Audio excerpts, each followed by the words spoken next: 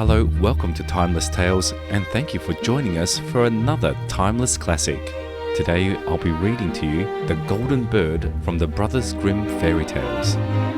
A certain king had a beautiful garden, and in the garden stood a tree which bore golden apples. These apples were always counted, and about the time when they began to grow ripe, it was found that every night one of them was gone. The king became very angry at this, and ordered the gardener to keep watch all night under the tree. The gardener set his eldest son to watch, but about 12 o'clock he fell asleep, and in the morning another of the apples was missing. Then the second son was ordered to watch, and at midnight he too fell asleep, and in the morning another apple was gone. Then the third son offered to keep watch, but the gardener at first would not let him, for fear some harm should come to him. However, at last he consented, and the young man laid himself under the tree to watch. As the clock struck 12, he heard a rustling noise in the air, and a bird came flying that was of pure gold, and as it was snapping at one of the apples with its beak, the gardener's son jumped up and shot an arrow at it. But the arrow did the bird no harm, only it dropped a golden feather from its tail and then flew away. The golden feather was brought to the king in the morning, and all the council was called together. Everyone agreed that it was worth more than all the wealth of the kingdom, but the king said, "One feather is of no use to me, I must have the whole bird." Then the gardener's eldest son set out and thought to find the golden bird very easily, and when he had gone but a little way, he came to a wood, and by the side of the wood he saw a fox sitting. So he took his bow and made ready to shoot at it. Then the fox said, "Do not shoot me, for I will give you good counsel. I know what your business is, and that you want to find the golden bird. You will reach a village in the evening, and when you get there, you will see two inns opposite to each other, one of which is very pleasant and beautiful to look at. Go not in there, but rest for the night in the other, though it may appear to you to be very poor and mean." But the son thought to himself, "What can such a beast as this know about the matter?" So he shot his arrow at the fox, but he missed, and it set up its tail above its back and ran into the wood. Then he went his way, and in the evening came to the village where the two inns were, and in one of these were people singing and dancing and feasting, but the other looked very dirty and poor. "I should be very silly," said he, "if I went to that shabby house and left this charming place." So he went into the smart house and ate and drank at his ease, and forgot the bird and his country too. Time passed on, and as the eldest son did not come back and no tidings were heard of him, the second son set out, and the same thing happened to him. He met the fox, who gave him the good advice, but when he came to the two inns, his eldest brother was standing at the window where the merrymaking was, and called to him to come in. And he could not withstand the temptation, but went in and forgot the golden bird and his country in the same manner. Time passed on again, and the youngest son too wished to set out into the wild world to seek for the golden bird, but his father would not listen to it for a long while, for he was very fond of his son, and was afraid that some ill luck might happen to him also, and prevent his coming back. However, at last it was agreed he should go, for he would not rest at home, and as he came to the wood, he met the fox, and heard the same good counsel. But he was thankful to the fox, and did not attempt his life as his brothers had done so. So the fox said, "Sit upon my tail, and you will travel faster." So he sat down, and the fox began to run, and away they went over stock and stone so quick that their hair whistled in the wind. When they came to the village, the son followed the fox's counsel, and without looking about him went to the shabby inn and rested there all night at his ease. In the morning came the fox again and met him as he was beginning his journey, and said, "Go straight forward till you come to a castle, before which lie a whole troop of soldiers fast asleep and snoring.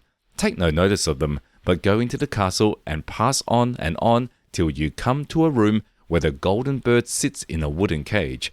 Close by it stands is a beautiful golden cage, but do not try to take the bird out of the shabby cage and put it into the handsome one, otherwise you will repent it."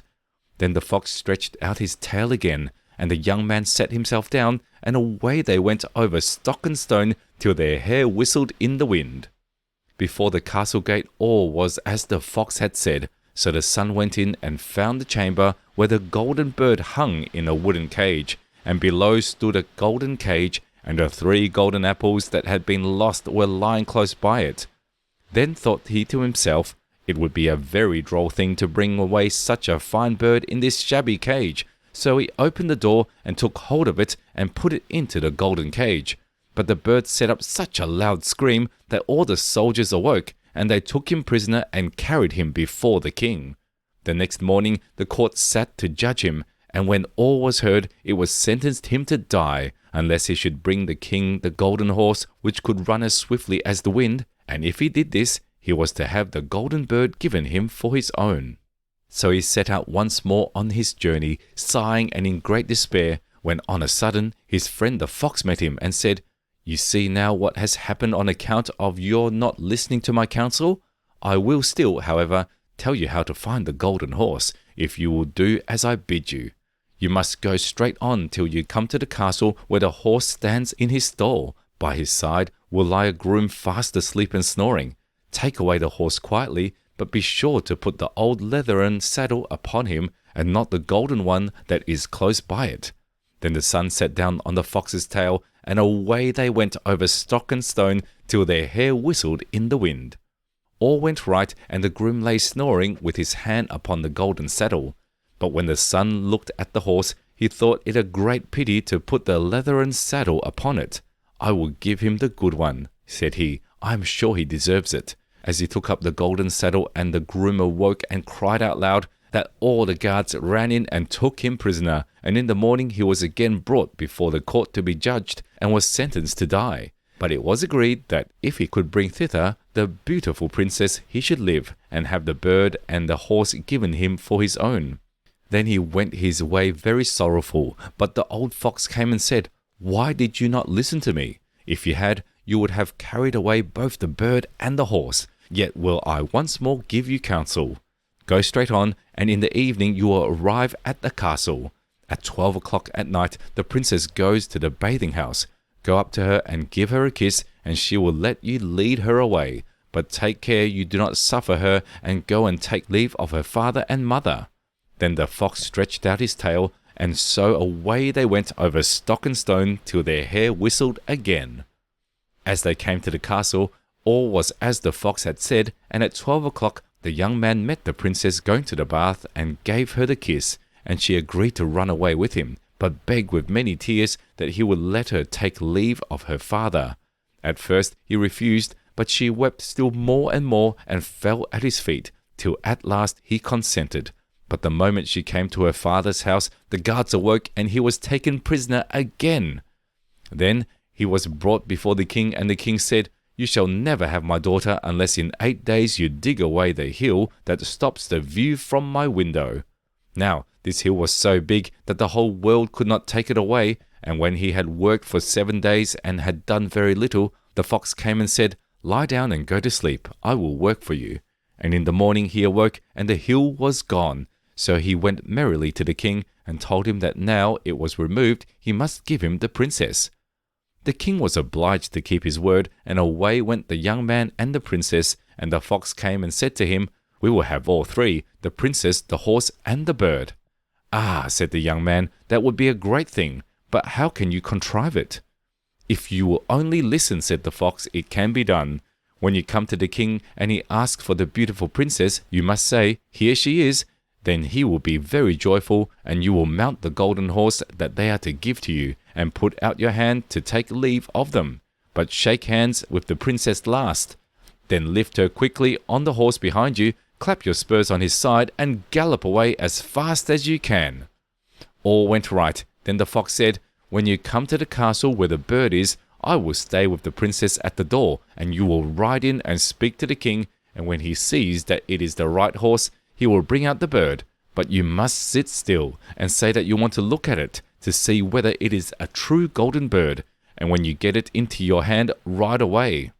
This too happened as the fox said. They carried off the bird, the princess mounted again, and they rode on to a great wood. Then the fox came and said, "Pray kill me and cut off my head and my feet." But the young man refused to do it, so the fox said, "I will at any rate give you good counsel. Beware of 2 things. Ransom no one from the gallows, and sit down by the side of no river." Then away he went. Well, thought the young man, It is no harder to keep that advice. He rode on with the princess till at last he came to the village where he had left his 2 brothers, and there he heard a great noise and uproar, and when he asked what was the matter, the people said, 2 men are going to be hanged.